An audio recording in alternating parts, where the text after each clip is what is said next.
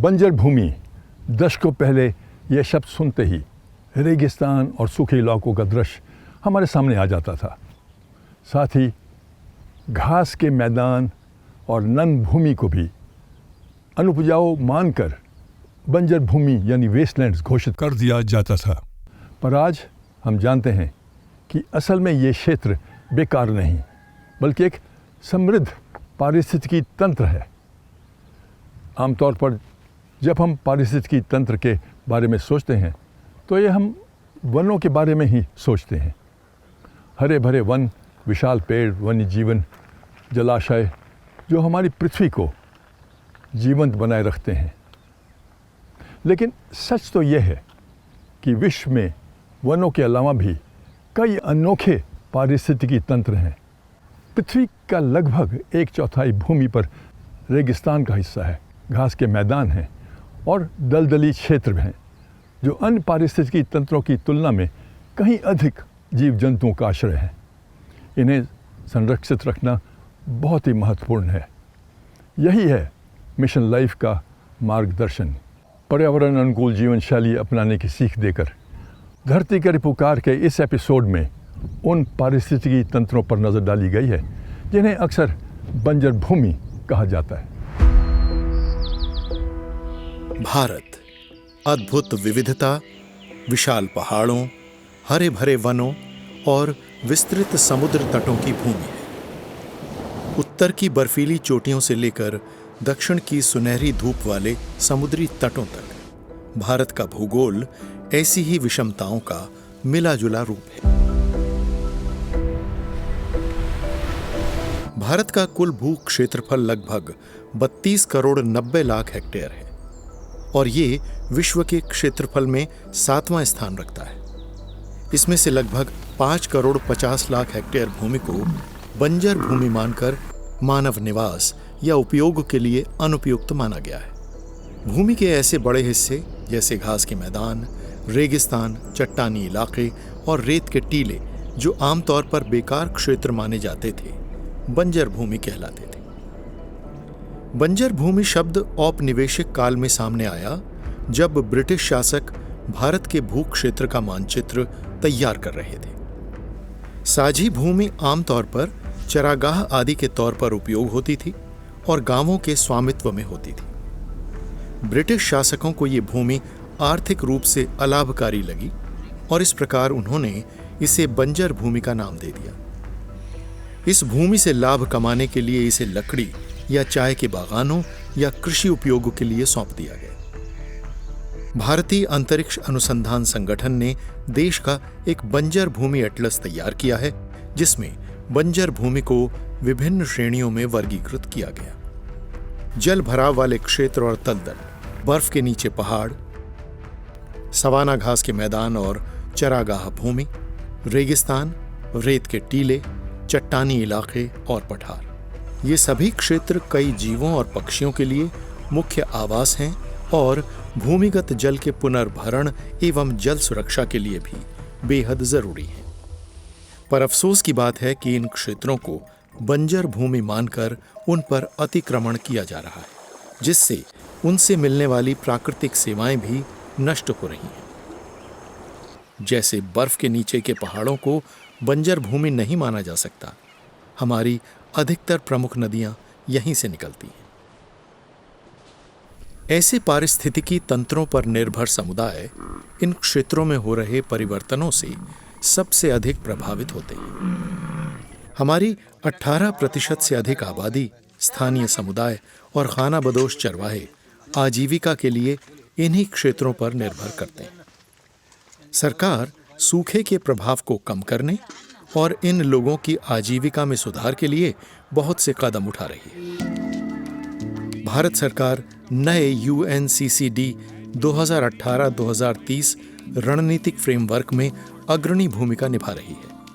ये एक सर्वाधिक वैश्विक प्रतिबद्धता है जिसका उद्देश्य लैंड डिग्रेडेशन न्यूट्रलिटी यानी LDN हासिल करना है ताकि अनुपयोगी मानी जाने वाली भूमि की उत्पादकता को बहाल किया जा सके।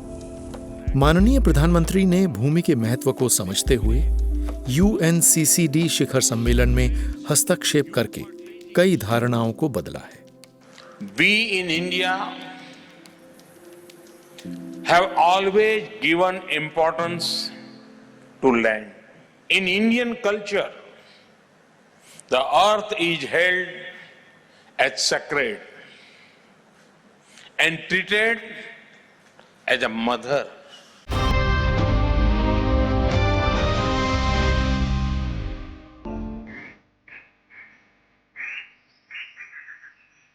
घास के मैदान जटिल और महत्वपूर्ण पारिस्थितिकी तंत्र होते हैं और ये पृथ्वी की सतह के लगभग 54% हिस्से में फैले हैं। भारत में कई विभिन्न प्रकार के घास के मैदान हैं। ये मैदान तराई से शुरू होकर गंगा और ब्रह्मपुत्र के बाढ़ के मैदानों में उगने वाली लंबी घास से लेकर जंगलों के बीच स्थित मध्य भारत के घास के मैदानों तक फैले हैं। यही घास के मैदान पश्चिमी घाट के ऊंचे इलाकों में, शोला घास के मैदान से उष्णकटिबंधीय सवाना के सूखे घास के मैदान कच्छ के बन्नी तक मिलते हैं। कम वर्षा वाले क्षेत्रों में पाए जाने वाले घास के मैदानी क्षेत्रों का केवल 2% ही संरक्षित है। गुजरात के शुष्क और अर्ध शुष्क क्षेत्रों में बन्नी घास के मैदान को सरकार ने एक रिजर्व का दर्जा दिया।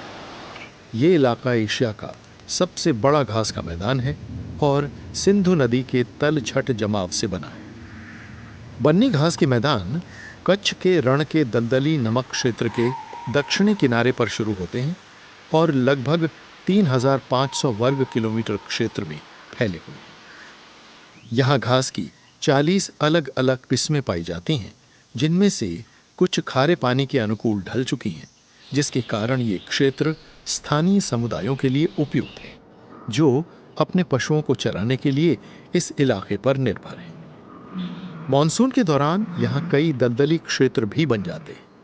उस समय ये इलाके फ्लेमिंगो और अन्य प्रवासी पक्षियों की सैकड़ों प्रजातियों को आकर्षित करते हैं। चिंकारा, ब्लैकबक, गोल्डन जैकल, भारतीय भेड़िया और रेगिस्तानी लोमड़ी जैसी कई अन्य प्रजातियां भी यहां पाई जाती हैं। मिट्टी में लवण की मात्रा जब अधिक हो गई तो उसको काबू में करने के लिए 1950 के दशक में प्रोसोपिस जूलीफ्लोरा नामक एक आक्रामक किस्म को घास के मैदान में लगाया गया था। स्थानीय रूप से पागल बबूल कहलाने वाली ये प्रजाति घास के मैदान पर फैलकर जहां तहां बढ़ने लगी। प्रोसोपिस जो 1997 में बन्नी घास के मैदान के लगभग 6% हिस्से पर ही था, बढ़ता हुआ 2015 में 54% हो गया और लवणता का स्तर अब हर वर्ष 80 किलोमीटर की दर से बढ़ रहा है। बन्नी मालधारी नामक चरागाही समुदायों का भी क्षेत्र है और वो अपने जीवन यापन के लिए अपने पशुधन पर निर्भर है। लेकिन बबूल की इस प्रजाति के आने से पूरे क्षेत्र की स्थिति बदल गई। धारणा यह थी कि प्रोसोपिस मिट्टी का खारापन कम कर देगा, लेकिन हुआ ठीक इससे उल्टा। इस बबूल ने मिट्टी को और अधिक खारा बनाना शुरू कर दिया। इसने सारा भूमिगत जल सूखना शुरू कर दिया और मिट्टी की गुणवत्ता कम होने लगी। अब डर यह है कि कच्छ मरुस्थलीकरण की ओर जा रहा है और ये एक चिंता का विषय है। गुजरात पारिस्थितिकी आयोग, जो गुजरात सरकार के वन और पर्यावरण विभाग द्वारा बनाई गई एक संस्था है, जिसने 1995 में राज्य के उत्तरी कच्छ जिले में बन्नी के लिए एक पुनरुद्धार कार्यक्रम शुरू किया। इस कार्यक्रम का उद्देश्य था अत्यधिक चराई, पेड़ प्रजातियों के आक्रमण और लवणीकरण जैसी समस्याओं के कारण खराब हुई भूमि का सुधार किया जाना, जिससे पारिस्थितिकी तंत्र की उत्पादकता में सुधार हो सके। इसके अतिरिक्त सहजीवन ट्रस्ट नामक संस्था स्थानीय हितधारकों के साथ काम कर रही है, ताकि परिदृश्य में घास की देशी प्रजातियों को फिर से लगाया जा सके। घास के मैदानों में पारिस्थितिक बदलाव होने के बावजूद इस क्षेत्र में लगाई गई डेयरियों ने स्थानीय समुदायों के लिए नई उम्मीद जगाई है, क्योंकि ये उनके जीवन यापन में सहायक होता है। इस कार्य के कारण बन्नी ब्रीडर्स एसोसिएशन का गठन भी हुआ। कच्छ का लगभग 80% हिस्सा साझी भूमि के अंतर्गत आता है। इस भूमि को मालधारी, मछुआरे और नमक का काम करने वाले श्रमिक के समुदाय पारंपरिक रूप से कमाई के लिए इस्तेमाल करते रहे। वैज्ञानिक अब इन घास के मैदानों के कई पारिस्थितिकीय पहलुओं पर काम कर रहे हैं। उनका उद्देश्य इस क्षेत्र में नई जानकारी जुटाना है, जिससे सबको लाभ होगा और इस भूमि के संरक्षण में मदद मिलेगी।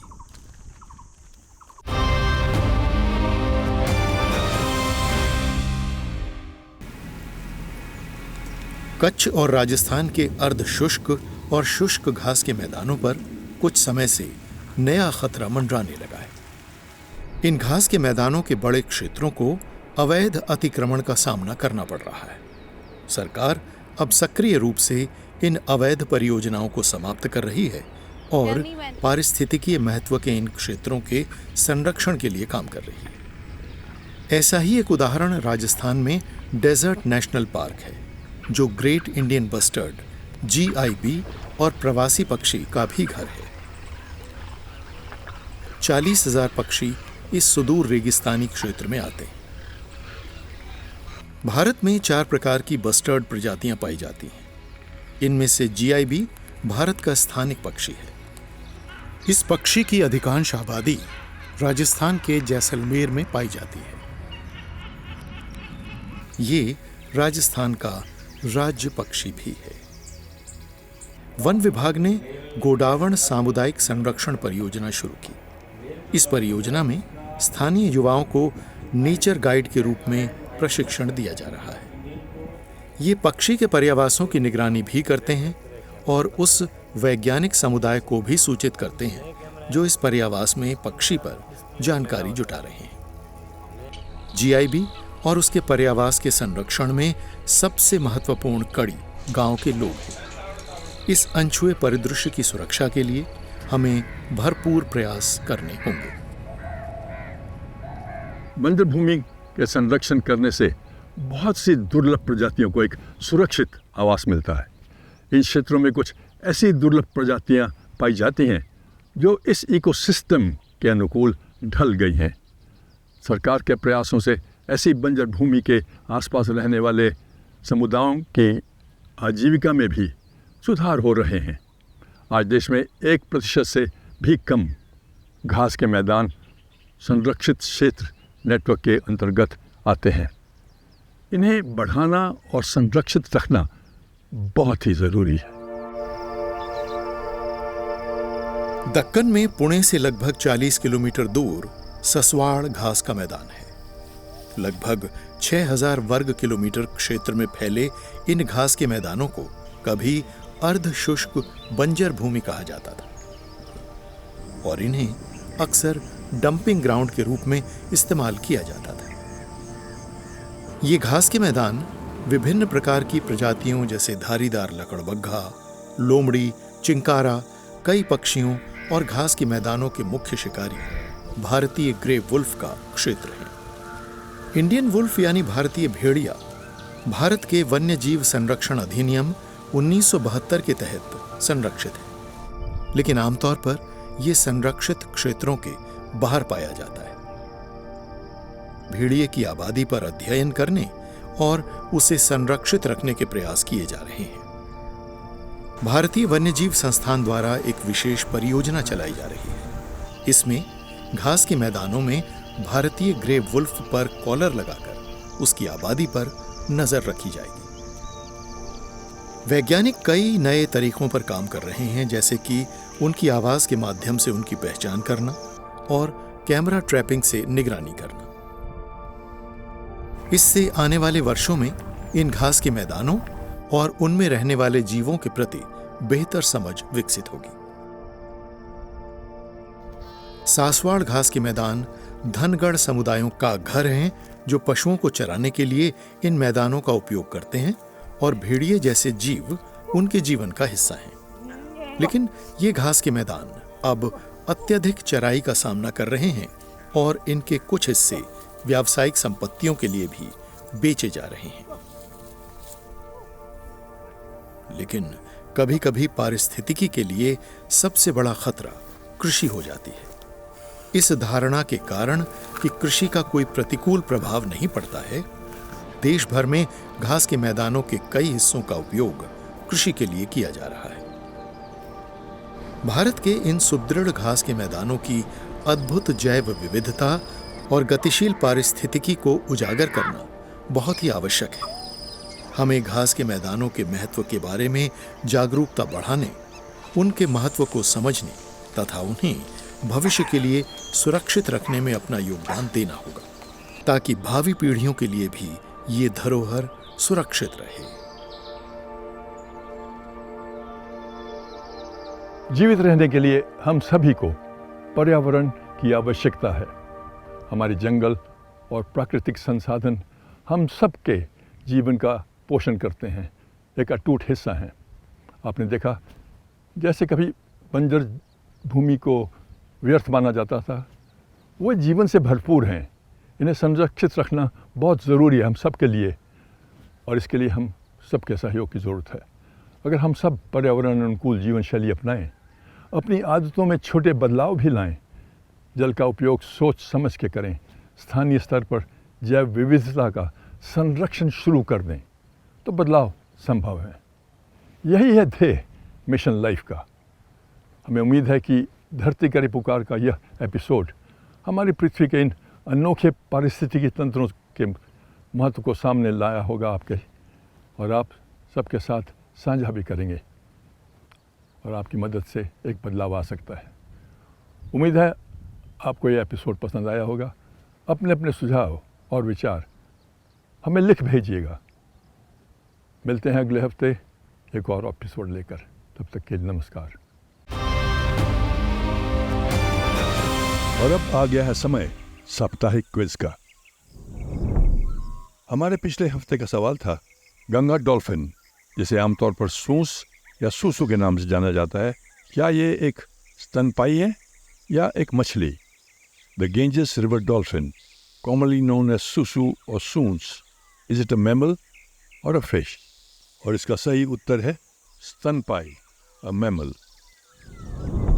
और आज के विजेता हैं उषा पद्मनाभन, डॉक्टर कलावती गजानन अनवेकर, राही कुलकर्णी, हरप्रीत कौर और हरेंद्र श्रीवास्तव। और इस हफ्ते के स्पेशल सर्टिफिकेट के विजेता हैं सिमरन, भूपेंद्र कुमार वर्मा, अमित साहू, हिम्मत सिंह डेढ़मुख, गुरदास सेन, सिद्धार्थ चौधरी, राजीव कुमार जायसवाल, सुनील एल पाटिल, स्वप्नील किशोर जाधव और प्रवीण पंड्या। और हमारा आज का सवाल है, कौन सा प्रसिद्ध घास का मैदान एशिया का सबसे बड़ा घास का मैदान माना जाता है? Which famous grassland is considered to be Asia's largest grassland? अपने अपने जवाब एक हफ्ते के अंदर अपने नाम और पूरे पते के साथ इस पते पर लिख भेजिए।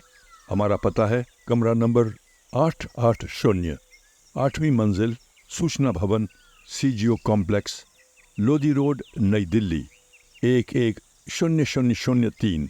और हमारा ईमेल आईडी है dhartikarepukaar@gmail.com। पहले 5 विजेताओं को मिलेगा धरती करे पुकार की तरफ से एक टी-शर्ट और सर्टिफिकेट, और अगले 10 विजेताओं को धरती करे पुकार के friends of the earth certificate.